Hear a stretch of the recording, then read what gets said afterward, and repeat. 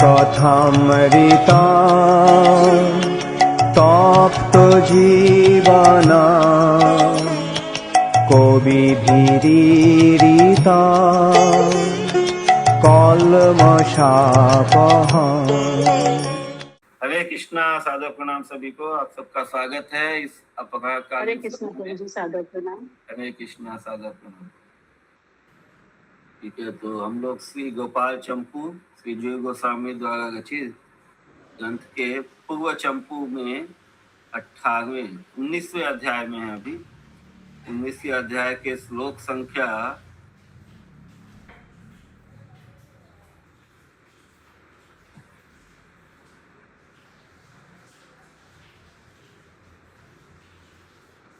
87 से श्रवण करेंगे।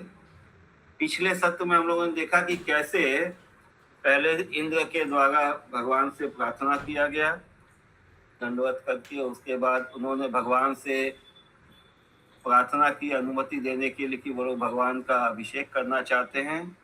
कि समस्त देवी देवता ब्रह्मा आदि शिव जी आदि सभी को उपस्थित हो गए और सुरभि ने अपने दूध से और इंद्र ने ऐरावत के द्वारा जो स्वर्ग में जो स्थित गंगा जल है उस गंगा जल से भगवान का अभिषेक किया और नाना प्रकार के जो है स्वर्गीय जो द्रव्य हैं, जो अद्भुत द्रव्य हैं, उन सब से भगवान का अभिषेक किया गया। अभिषेक के पश्चात सब ने अपनी अपनी जो है प्रिय वस्तुएं भगवान को दी। जैसे छत्र, भगवान के सिर के लिए छत्र दिया गया जो चामर कर रहे थे, और भी सबने अपनी अपनी जो प्रिय वस्तुएं हैं, सुंदर वस्तुएं भगवान को अलंकार आभूषण दिए।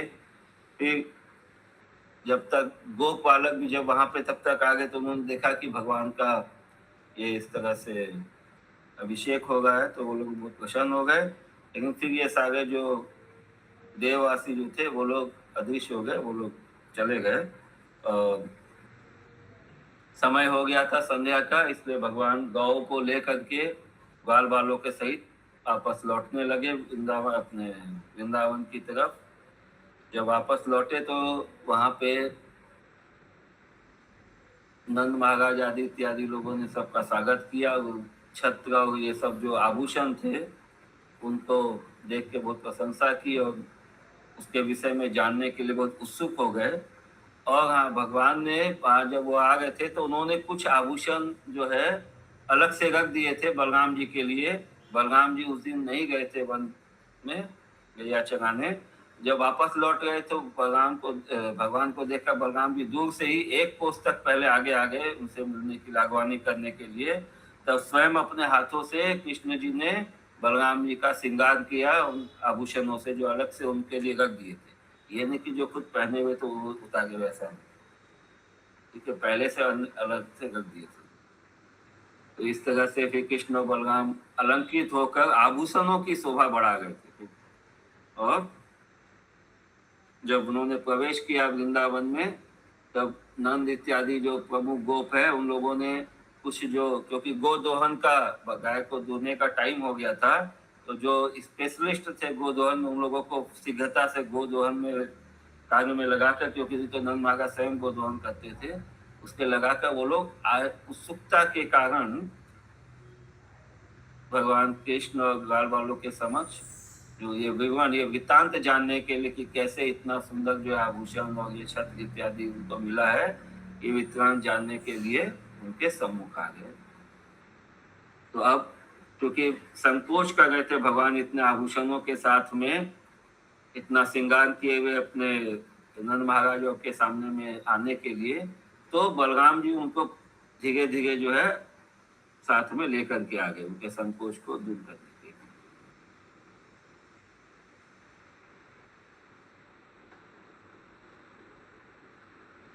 तो श्री नंद राय जी बंधुओं के सहित एक आसन पर बैठते हुए आनंद पूर्वक विराजमान हो गए।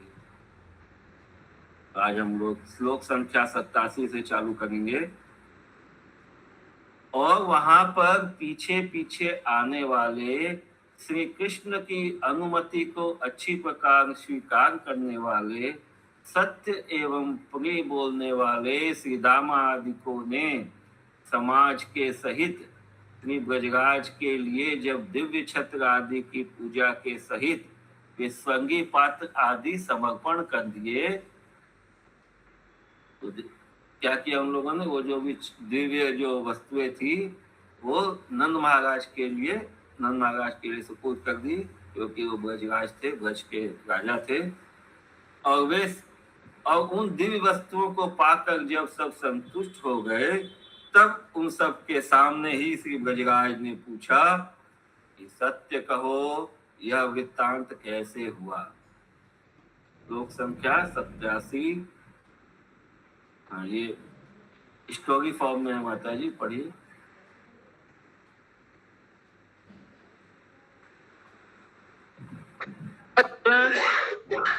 अंतरम आचरिता गति भी सम्यक गुरुकृत श्री रामानुजानुमति भी सुनीति वादि भी श्री दामादि भी ससमाजाय ब्रज राजाय दिव्य क्षत्र च मित्रादिषु समर्पितुषु संतर्पिषु च सर्वेषु तत्प्रच्छन्नमेवा सप्रपच्छ कथ्यतां तथ्यं किमिति वृत्तमिति।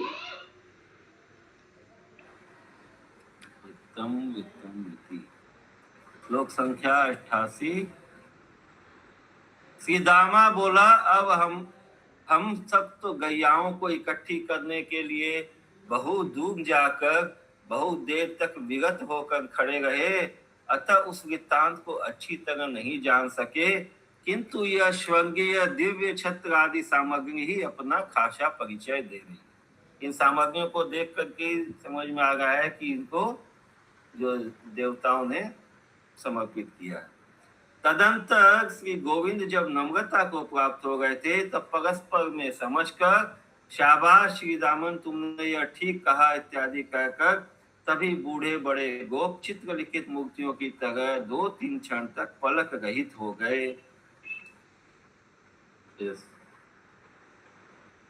88 और 89 बोलते। दामा प्रहा वयमपि गो संकलनाय कलित भूरि दूरितया विरम विरम स्थिता न सम्यक गवगम्यं तदाचराम, किंतु सामग्रीवमेव निज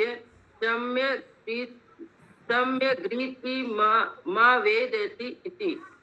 ततो नम्रतां विनन्दति श्री गोविंदे परस्परम् अवधाय साधु श्रीदामना ताद्विदमुक्तम् इत्याभिधाय सर्व एवान् न एवान्, क्या कैसे होगा? एवान्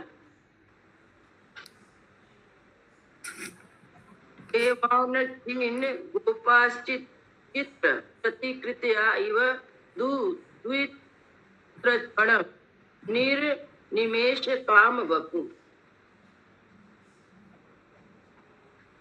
निर्निमेषताम वापु मतलब अपलक जो है देखते गए। श्लोक संख्या 90।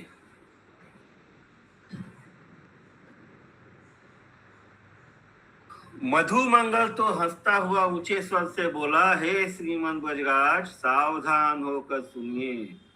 मैंने तो दूर से यह देखा था कि एक गैया तो आवाज लगा गई थी, दूसरा 1000 नेत्र वाला पुरुष श्री कृष्ण को नमस्कार कर रहा था, कोई सफेद हाथी स्वर्ग के जल को लाकर बार बार दे रहा था, एवं 5 तथा 4 मुख वाले कोई 2 व्यक्ति स्तुति का विस्तार कर रहे थे। और हे गोपेश्वर, वे सब तथा अन्य बहुत से जन महामहोत्सव के साथ तुम्हारे पुत्र का अभिषेक कर रहे थे। तो मधुमंगल ने जो है सारा वृत्तांत बता दिया कि क्यों था। एक गैया जो कामधेनु थी वो आवाज लगा गई थी, वो कुछ वार्तालाप कर गई थी।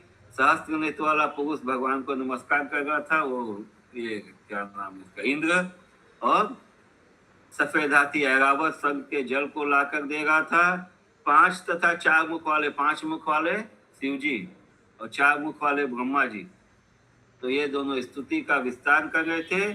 और हे गोपेश्वर, वे सब तथा अन्य बहुत से जन बाकी और जो देवता चांगन सिद्ध वगैरह जो और लोग थे, गंधर्व इत्यादि, वो सब वाद्य यंत्र से ये गीतों की ध्वनि कर रहे थे और पुष्प बरसा रहे थे। तो इस तरह से भगवान का अभिषेक हुआ था 1991।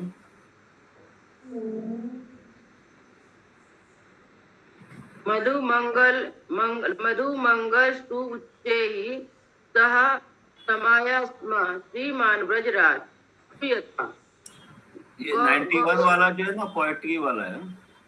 90 वाला प्रभु जी, मधुमंगल 91 ना, दो तो। हाँ, तो 90 हो गया। मधुमंगल, हाँ, एक पद में है ना प्रभु जी, हाँ एक पद में है ना। हाँ, गौरिका गिरिय मात नोदया कुमानन्या सहस्रे चढ़ो अंसीत कोपी करी सीता स्वारुद्य कान्यार्चित्या शाश्वदधो किंचित पंच चतुर्मुखा अंग बलितो रोतम पंचाक्रतु ते चान्ये च महामहे तिस्तिचु गोपेश पुत्रम तवा। शिशिचु मतलब ये अभिषेक कर गए थे गोपेश पुत्र तब, नंदराज के पुत्र का। पश्चात यहाँ पर भी सबसे विचित्र मांगलिक कार्य स्वयं करना उचित है। इस प्रकार विचार कर सभ्य गणों के सहित कृष्णगत प्राण श्री ब्रजराज जब आश्चर्य युक्त होकर चित्रलिखे से बैठे थे, तब यह आकाशवाणी प्रकट हुई कि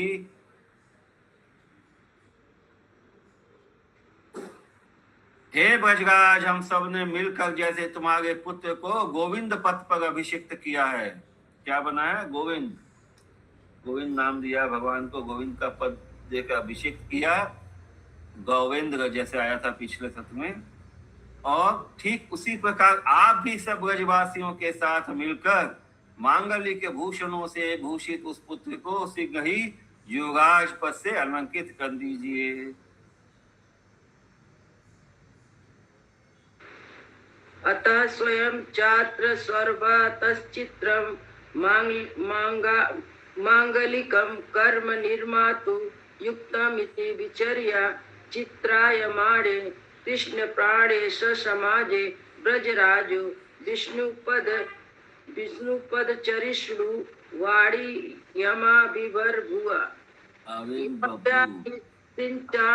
ब्रजे, ये पद में है, नीचे वाला पद में है। यथाभ्यसिंचाम वयम ब्रजेशित संसज्य गोविंदतया सुतं तव समं समस्ते कृतमंगलं तथा तमयो राज्येन विराजया। तो इस तरह से आकाशवाणी हुई कि आप लोग भी जो है उनका अभिषेक होने के बाद यह युवराज के रूप में उनको प्रतिष्ठित कर दीजिए, नंद महाराज के युवराज के रूप में उनको घोषित कर दीजिए, भगवान को अलंकृत कर दीजिए।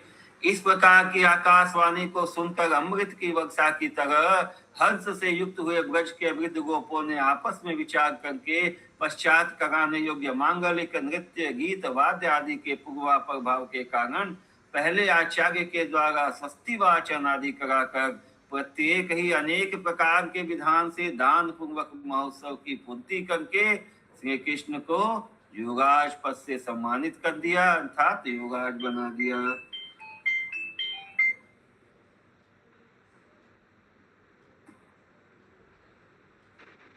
पढ़िए माता। अमृत वर्षता इव हर्षधार्षिता ब्रज वर्ष्यशः परस्परं विचार्य कार्यमाणा मंगल्य तौर्यत्रिक पौर्यपयता स्वस्तिक वाचनादिक माचार्य द्वारा समाचर्य प्रतिस्वायपि विविधा विधान दान पूर्वकं पर्व पूरयित्वा युवराजतया तं सभाजयामासु।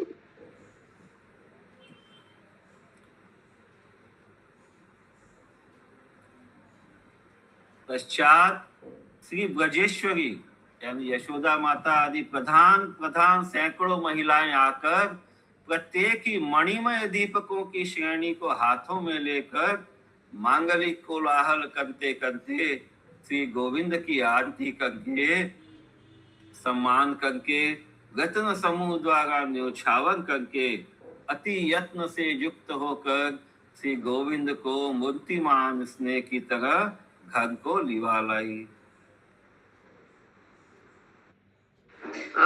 आगम्यता शांतम शांतम ब्रज महेंद्रादि प्रधानांगना प्रत्येकम मणिदीप संति करा मांगल्य कोलाहला नीराज्याभिसमाभज्य रत्न निकरे निर्मचय गेय प्रति स्नेहं मूर्तिमिवाति यत्न बलिता गोविंद मानि निन्यरे।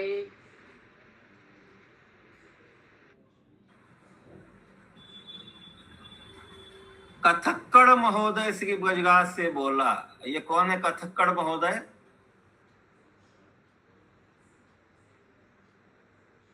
कौन प्रभु जी? मधुमंगल है या हाँ? मधुमंगल नहीं, मधुकंठ। मधुकंठ या स्निग्धकंठ जो कथा को बोल रहे हैं। कथक्कड़ महोदय कथा करने वाले महोदय श्री ब्रजराज से बोला, हे ब्रजाधीश, सुखमय महोत्सव को उत्पन्न करने वाला तुम्हारा लाला ऐसा विचित्र है कि जिसने गवेंद्र पद को पाकर गो जाति को, पृथ्वी को एवं स्वर्ग को अनुकूलता पूर्वक सुखी कर दिया। ये भी गद में है। हाँ, ईदृश्यते ब्रजाधीशा सुता सुत सुकोत्सवा यो गवेंद्र तया गामाचा सुखा करो। गामच गवेंद्र गामच सुखा करो। तो गांव पहले किसके लिए? गो जाति के लिए, फिर पृथ्वी के लिए और फिर स्वर्ग के लिए। ये तीन चीज के लिए एक ही वर्णन। श्री कृष्ण के अभिषेक से संपूर्ण जगत तो प्रथम सुंदरता एवं सौभाग्य से युक्त हो गया, किंतु पश्चात भावुकता से शून्य दैत्यों का कुल तो प्राय अंधा सा हो गया। शुभगम्य विष्णु जातम जगदपि कृष्णाभिषेकता पश्चात अंधम भाविका मासीत भावुक शून्यम कुलम तु धनुजानम। धनुजों के कुल में मतलब कि कंस का जो खेमा था उसमें ये सारा शोक फैल गया। इस प्रकार दिन की कथा समाप्त होने पर रात में भी वह कथा पहले की तरह हुई यथा मधुकंठ बोला। तो एक दिन का सेशन समाप्त हुआ। अभी सेकंड सेशन जो है रात्रिकालीन सेशन। रात्रिकालीन सेशन में कौन कौन नहीं है? स्निग्धकंठ और मधुकंठ नहीं है। मधुकंठ तो दिया हुआ, मधुकंठ वाचा। हाँ, तो कौन नहीं है उसमें? स्निग्धकंठ। हाँ, जो एक और थे उनका नाम था स्निग्धकंठ। रात्रिकालीन जो ये कथा चलता है इसके पहले भी आया ना, ये तो बाग बाग होगा। रात को जो अंतपुर में जब भगवान जाते हैं शाम को, उस समय ये कथा फिर से होता है दूसरा पार्ट। वहां पे जो एल्डर्स है, जो ब्रज के वृद्ध गोप हैं, जो ब्रजेंद्र नंदन या सॉरी ब्रजराज जो हैं, आपके क्या नाम है, नंद महाराज और उनके भाई बड़े लोग जो है वो लोग नहीं है, और यशोदा माता इत्यादि जो बड़ी गोपियां हैं वो लोग भी नहीं है। तो वहां पे जो है सब ये युवा वर्ग है। श्लोक पढ़े प्रभु जी।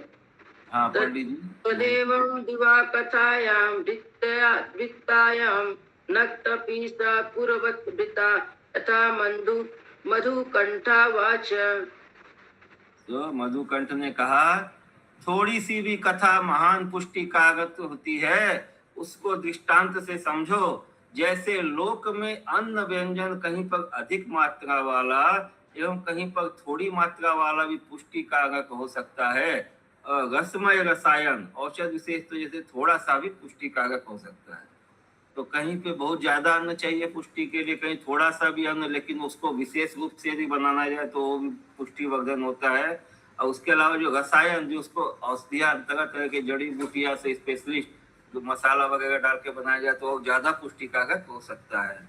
तो इस तरह से जो थोड़ी सी भी कथा है वो महान पुष्टिकारक हो सकती है, मतलब बहुत कृष्ण प्रेम को वृद्धि करने वाली हो सकती भवेद अनलपम कुत्रापि है। ये पद्य में पाटगी भवेद अनलपम कुत्रापि स्वलपनम कुत्रापि पौष्टिकम यथा अन्नम व्यजनम लोके यथा रस रसायनम।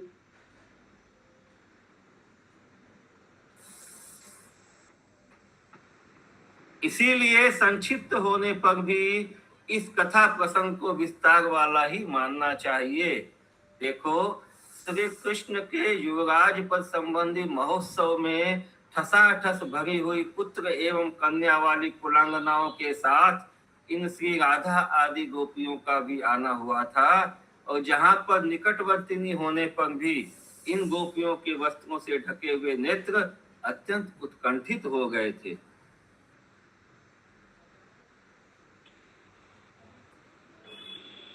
ये तस्मात् संक्षिप्त अप्येता विस्तरस्य देवा मंतव्य तथा हि तस्मिन् महसि निरन्धा पुरंधराभि समासापि समागमनं वृतं यत्रोपकण्ठ गतानाम् अप्यमूषां वस्त्रवा कुण्ठितानि नेत्रण्यति उत्कंठितानि जातानि।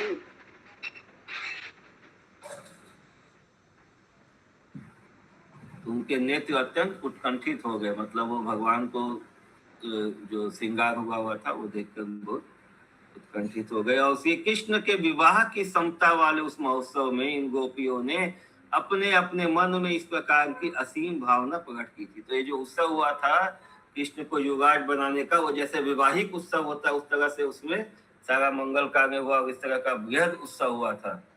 तो गोपियों ने अपने मन में असीम भावना प्रकट की थी। ये क्या गोपियों की भावना, ये आगे मधुकंठ बता रहे हैं। श्लोक संख्या 101 पढ़ लीजिए माताजी। तस्मिन् च तस्ते विवाह समतावहे महामहे मनसीदम सीमा व अभिर्विभावितम्। हाय हाय, जगत में ऐसी कौन सी गोप कन्या धन्या होकर विराजमान है जिसको कि श्री कृष्ण का पाणी ग्रहण संस्कार प्राप्त होगा। हाय, खेद की बात तो यह है कि विधाता ने जाति कुल रूप आदि से हमारी सारी योग्यता को बनाकर भी हमारे संबंध में श्री कृष्ण को अदृश्य कर दिया, अतः उस विधाता को धिक्कार है। केयं जगत्यः राजति गोपकन्या धन्या यया तु खगपीडनमस्य गन्ता हा योग्यतामपि विधाय विधिशमस्ता मस्तं निनाय बत नस्तं ममुं धिगस्तु। तो ये ब्रह्मा जी को बोल रही है कि आपने ऐसा हम लोग को रूप दिया, जाति कुल रूप आदि सबसे हमको तो योग्य तो बनाया, लेकिन भगवान तो हमारी तरफ देखते ही नहीं है। श्री कृष्ण के संबंध, हमारे संबंध में श्री कृष्ण को अदृश्य कर दिया, इसलिए उस विधाता को धिक्कार है। अच्छा, वह पाणीग्रहण संस्कार भी जिस भाग्यशाली के साथ होना है हो जाए। तो वो लोग कंपेरिजन कर रहा कि जब भगवान का विवाह होगा तो इस तरह का उत्सव होगा तो वो किस भाग्यशाली के साथ होगा, और जिसके साथ होना है हो जाए। किंतु यह बड़ा भारी अन्याय है कि हम सब कुलीन हैं, मनोहर रूप वाली हैं, अच्छे गुण स्वभाव वाली हैं, एवं प्रेम भरी उत्कंठा के कारण हमारे प्राण मानो गले में आ गए हैं, और यह जड़ बंसी तो पूर्वक प्रकार की अनुकूलता को भी प्राप्त नहीं है। तो ये जो जड़ बंसी जो बांसुरी है, ये पूर्वक प्रकार की अनुकूलता को प्राप्त नहीं है। हार्दिक तो भी यह शौत बंसी, उसको अपने शौतन बता रहे हैं, श्री हरि के संग को पा गई किंतु हम न पा सकी। पढ़िए माता जी 103, ये पोएट्री में है।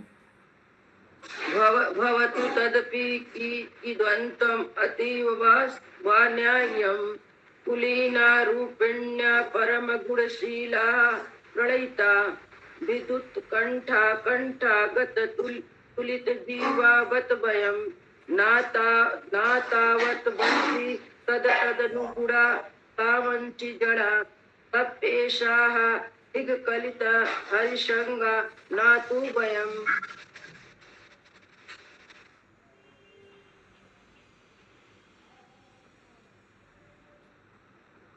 तो यह जड़ वंशी तो पूर्वोक्त प्रकार की अनुकूलता को भी प्राप्त नहीं है। मतलब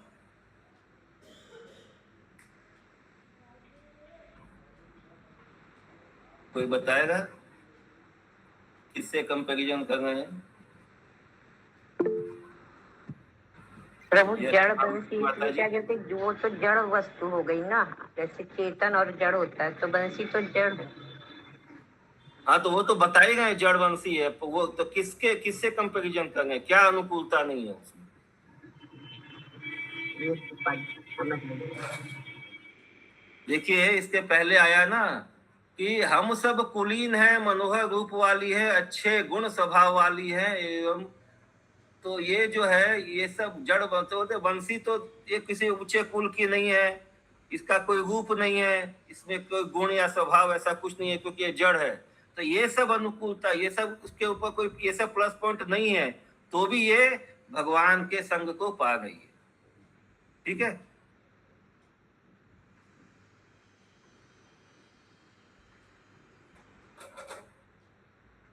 पढ़ लिए माता जी इसका वंशी वाला श्लोक 103 नंबर 103 नंबर प्रभु जी पढ़ लीजिए ना। हाँ, अच्छा, तब ऐसा हो गया माता जी, हो गया तो हो गया। केयम सेयम बरांकी केवल नहीं, ये बाकी है, ये बाकी है। प्रभु 103 तो हो अच्छा गया। हाँ, ठीक है, पढ़िए। ये अभी तो पढ़े नहीं हम, सो बिगु जी प्रभु 103 हो गया, 104 पढ़ना है क्या? नहीं पढ़ना है बिगु की। यह विचारी वंशी कौन सी है? यह तो केवल मुख के चूसने से ही सुख पाती है, क्योंकि धन्य तो यह वनमाला है। ऐसे बोली, यथा हे वनमाले, तू श्री कृष्ण के कंठ को आलिंगन कर उनके वक्ष स्थल पर शोभा को पाकर उनके कटी प्रदेश को प्रकट रूप से ही सदा धारण करती रहती है। इतने पर भी श्री कृष्ण एवं तू और ये देखने वाले सब जन संकोच के लेस को भी नहीं प्राप्त कर पाते, अतः तू ही धन्य है। पहले तो वंशी को से विषया करके वंशी को बोल रहे, अब गोपियां वनमाला को बोल रही है, जो हर समय भगवान के गले में सुशोभित रहती है। और वो क्यों धन्य है? क्योंकि वो भगवान के कंठ का आलिंगन कर रही है, उनके जो वक्ष स्थल पर शोभा पा रही है, और उनके कटी आदि कमर तक जो है उनको धारण किए हुए है भगवान को। और इतने पर भी श्री कृष्ण एवं तू, इतने पर श्री कृष्ण तू और ये देखने वाले सब, तो इसके बाद भी वो सबके सामने इस तरह से भगवान से चिपटी हुई है, आलिंगन करके रखी है, कौन? वनमाला। तो भी वो न भगवान संकुचित हो गए, न कोई देखने वालों में कुछ संकोच आ रहा है, अतः वो धन्य है। कौन? वनमाला। पहले बोले बंसी धन्य है, इतने बंसी से बेटर कौन है? वनमाला। ये श्लोक संख्या 104 पढ़ी। केवल सेवम बरांकी केवल मुकुटूषणा सुखायता आलिंग्या कंठ मुरसी प्रतिपद्य कांतिमाले कंठम प्रकटमेव सदा ददासी ना श्री हरि ना भवती ना तु वा जनोहम संकोच लेशमयते त्वम तोसी धन्य।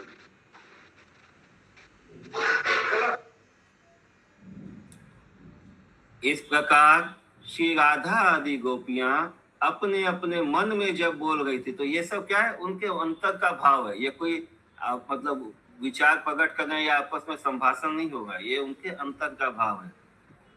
तभी देव योग से किसी गोपी ने श्री कृष्ण की पूर्ण दृष्टि प्राप्त कर ली, किसी ने आधी दृष्टि प्राप्त की, एवं ब्रजवासियों की भीड़ में खड़ी हुई किसी ने दृष्टि का तीसरा भाग प्राप्त किया, तथा किसी गोपी ने तो इस समस्त विषय में कुछ भी नहीं प्राप्त किया।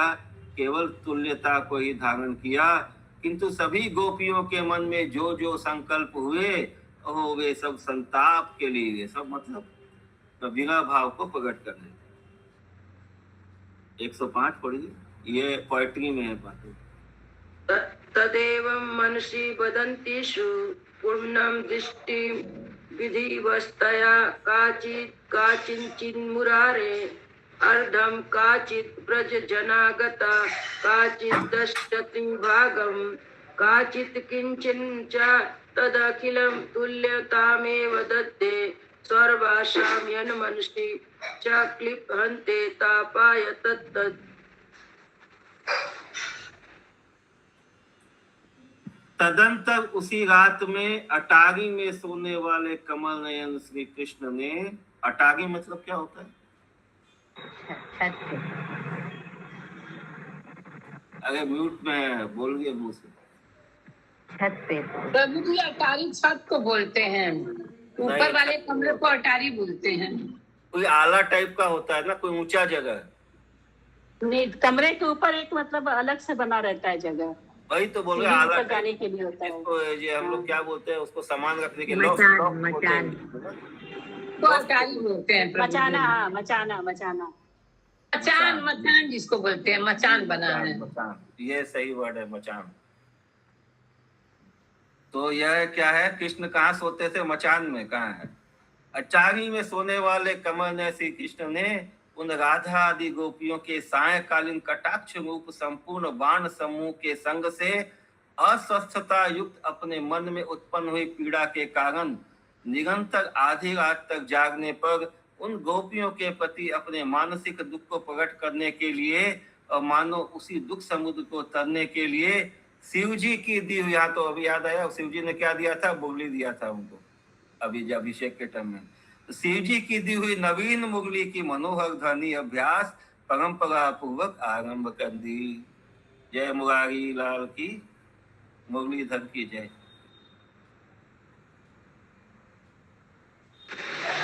अतः तस्यामेव निशायां चंद्रशालिकायां कृतशयनेन कंचनयनेन तासाम् अपराहृत नापंसांग सर निकर संग लब्ध भंगे हृदि समुत्तब्धता तया जात निषीद जागरता याम वीरतायाम तासु निजा निर्वृतिम विकृत कर्तुम तामिव तचा तरतुम पुरहर कृत वितरण मुरलिकला फुरलिभि कलयामाशे।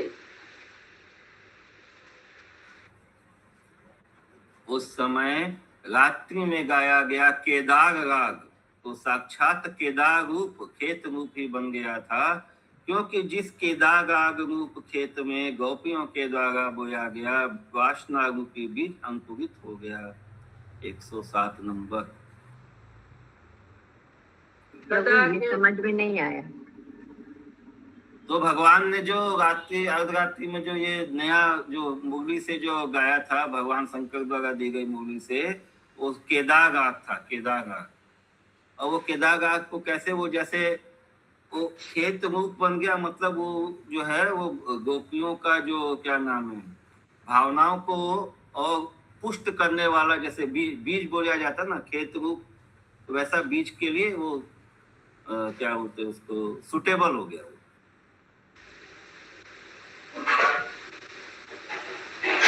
तथा केदार रागस्तु प्राप्य केदार ताम निशि गोपीर्भिर वासना बीज उत्तम यत्राम कुरु इयतम।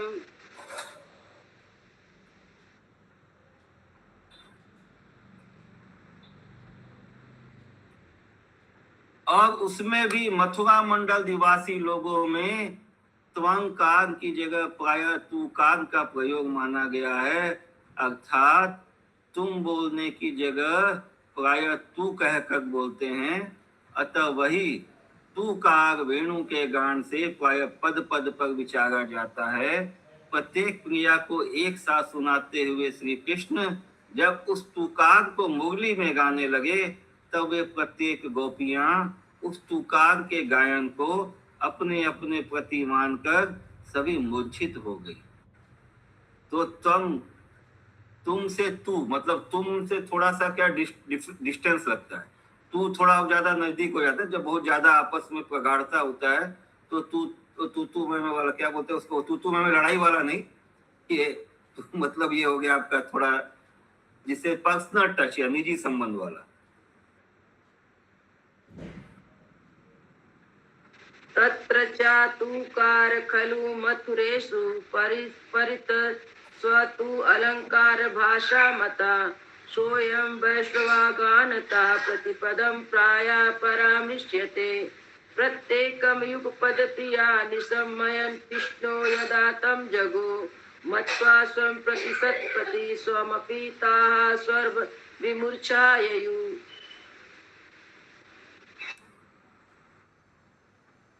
तो यहाँ पे कोई मथुरा या उसके आसपास वाला है वो बता सकेगा? जो स्टार्टिंग में जो लिखा है मथुरा मंडल के लोग जो तुम की जगह तू का प्रयोग करते हैं ज्यादा, ऐसा है क्या? मथुरा वासी का भाषा कौन जानता है? मथुरा से सबसे नजदीक कौन है? राजस्थान वाले नंदिनी माता जी। ब्रज भाषा में तू का ही प्रयोग होता है ज्यादा। तू ही बोलते हैं क्या? अच्छा,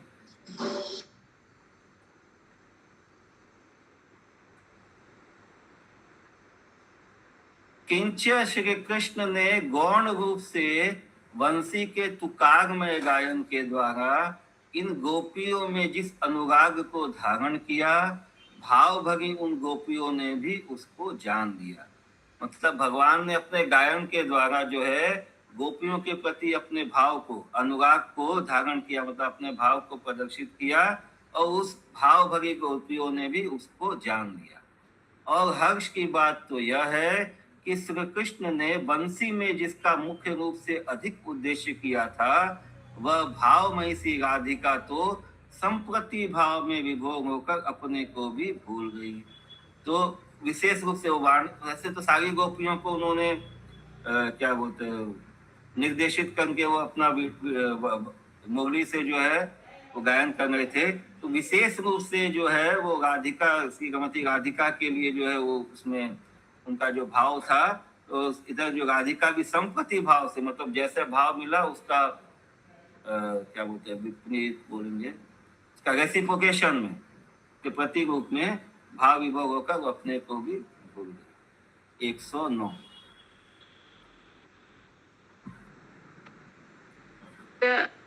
आनुसिंग कत्यापि सगाना दास्वधात उद्देश कुरु याम पत सातु स्वयं च संप्रति विवेदना राधा।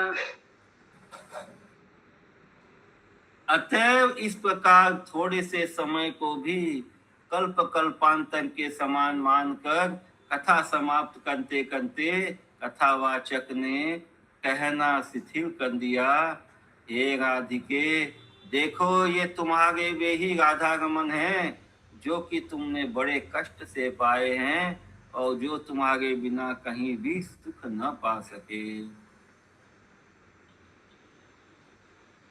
ये पहला वाला जो 110 है वो गद्य में है और 111 पद्य में, पोएट्री में। तदेव अल्प समयम अपि कल्पचयमैव कल्पयित्वा कथा समापयन् कथन् कथयामाशा सोऽयं ते रमणो राधे लब्धं पृच्छेण यस्तया त्वद्विना भावता सौख्यं यस्या कुत्रापि न भवान्। तो इस तरह से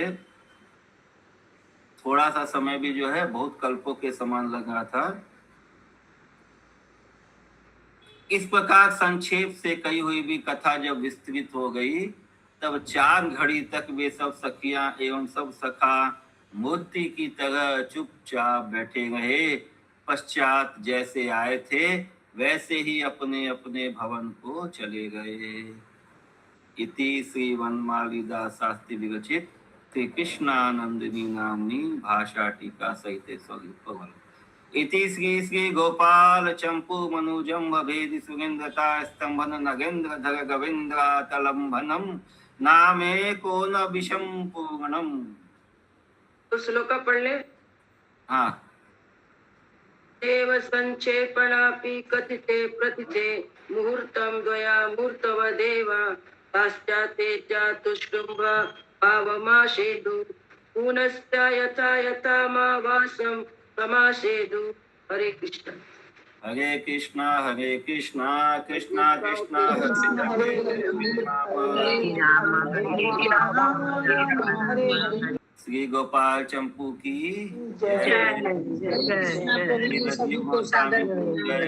प्रणाम।